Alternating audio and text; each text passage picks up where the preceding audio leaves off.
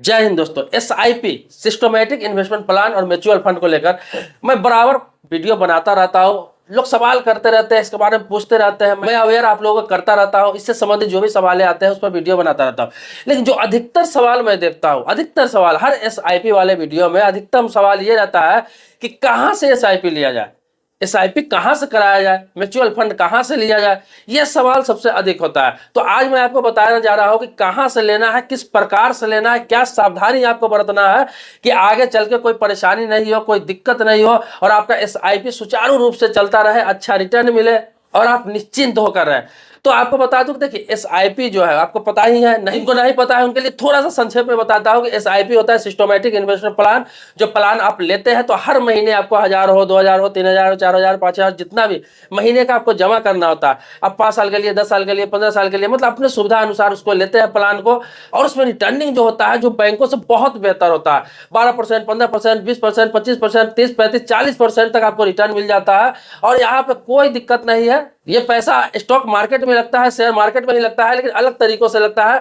बैंकों के द्वारा लगाया जाता है, कंपनियों के द्वारा लगाया जाता है और डिवाइड करके लगाया जाता है। इसलिए यहाँ किसी प्रकार का रिस्क नहीं होता है। म्यूचुअल फंड का मतलब होता है म्यूचुअल फंड में एक साथ पैसा आप 20,000, 30,000, 50,000, 10,000 जितना है, जैसे एफडी करते हैं बैंक में, उसी प्रकार से आप म्यूचुअल फंड में पैसा डाल देते हैं एक मुश्त। अब होता क्या है कि आप 5 साल बाद, 10 साल बाद, 20 साल बाद जब जरूरत पड़ता है, जब उसको आप निकालते हैं तो अच्छा खासा रिटर्न, अच्छा खासा मुनाफा मिल जाता है। परसेंटेज मैंने आपको बता ही दिया है, कई वीडियो में बताया है, उसका डिस्क्रिप्शन में लिंक डाल दूंगा। आते हैं इस मुद्दे पर, जो मुद्दा का बात कर रहा था, कहाँ कराना चाहिए। तो आपको बता दो, कहीं से भी करा सकते हैं। म्यूचुअल फंड जो है, चाहे एसआईपी है, वो कहीं से भी करा सकते हैं। जैसे कि आपका जिस बैंक में खाता है उस बैंक में भी जाके आप करा सकते हैं। अकाउंट में, अकाउंट से लिंक कराकर आप करा लेंगे, हर महीने आपके अकाउंट से पैसा कटेगा और सुरक्षित भी रहेगा। तो बैंक से भी करा सकते हैं जहां आपका अकाउंट है। दूसरा क्या है, बहुत सारे लोग ये पूछते हैं कि ऐप के द्वारा ले सकते हैं। जैसे कि आपको बता दो, ग्रो ऐप हो गया, जीरोधा ऐप हो गया, एंजल वन हो गया, मोतीलाल ओसवाल हो गया, ऐसे ऐसे बहुत सारे ऐप है जिसमें डिमेट अकाउंट खुलता है, जिसके द्वारा लोग ट्रेडिंग भी करते हैं, मतलब शेयर मार्केट में पैसा लगाते हैं, इन्वेस्ट करते हैं। तो इन ऐपों के द्वारा किया जा सकता है। तो मैं आपको बता दूं कि किया जा सकता है, यहाँ भी सुरक्षित है, यहाँ भी किसी प्रकार की कोई दिक्कत नहीं है, यहाँ से भी कहीं पैसा आपको जाने वाला नहीं है।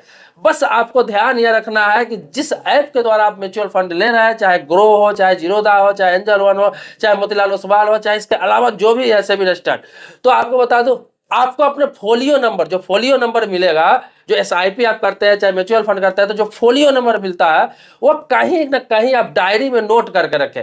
फोलियो नंबर नोट कर ले। जब आप एसआईपी कराते हैं चाहे म्यूचुअल फंड कराते हैं, उसका डेट नोट करके रख ले, इसका मैच्योरिटी डेट लिख के रख ले। और तीनों चीज जरूर डायरी में नोट कर ले। अपने घर वालों को बता दे कि मैंने ये एसआईपी किया है या म्यूचुअल फंड किया है, ये इसका फोलियो नंबर। इससे क्या होगा, कभी खुदा ना करे, ईश्वर ना करे, आप नहीं रहेंगे, आप चलाते रहेंगे तो उसका कोई डॉक्यूमेंट्स तो आपको मिला हुआ रहता नहीं है, या ऑनलाइन रहता है, तो आपके घर वालों को पता चले, उस फोलियो नंबर से पैसे की रिकवरी कर सके।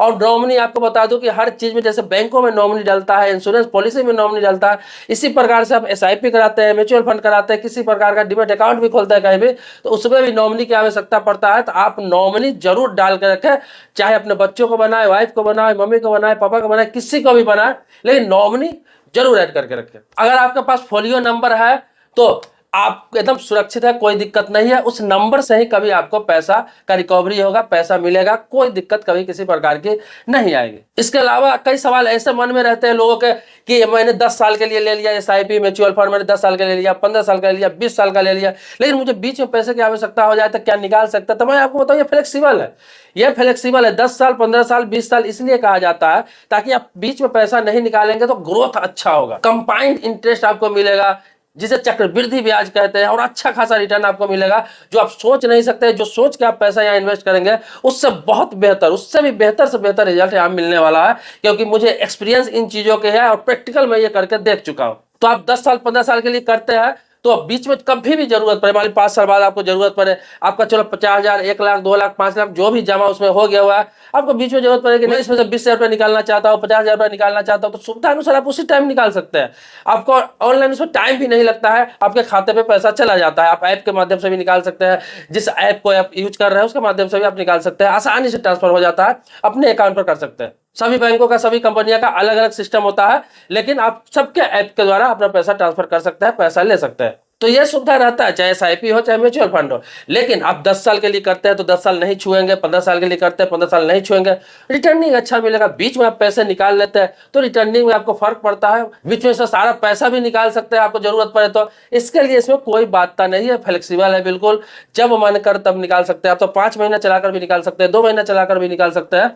लेकिन ऐसा करना हो तो फिर SIP करने का कोई मतलब ही नहीं है, म्यूचुअल फंड करने का कोई मतलब ही नहीं है। इसके लिए तो आप सेविंग अकाउंट में ही पैसा रखें, अपना करेंट अकाउंट में ही पैसा रखें, या फिर बैंक में FD कर ले, वो भी बेहतर। तो दोस्तों ये कुछ सवालें थी जिसका जवाब मैंने अभी दिया आपको। अब आपके मन में कोई सवाल है किसी चीज से संबंधित, चाहे बैंक होगा, इंश्योरेंस है, लोन है, फाइनेंस है, इन्वेस्टमेंट है, पोस्ट ऑफिस है, इस सभी से संबंधित कुछ भी सवाल आपके मन में है, प्रश्न है, आप कमेंट बॉक्स में लिखेंगे, आपका टॉपिक को भी इसी तरह जरूर वीडियो बनाया जाएगा।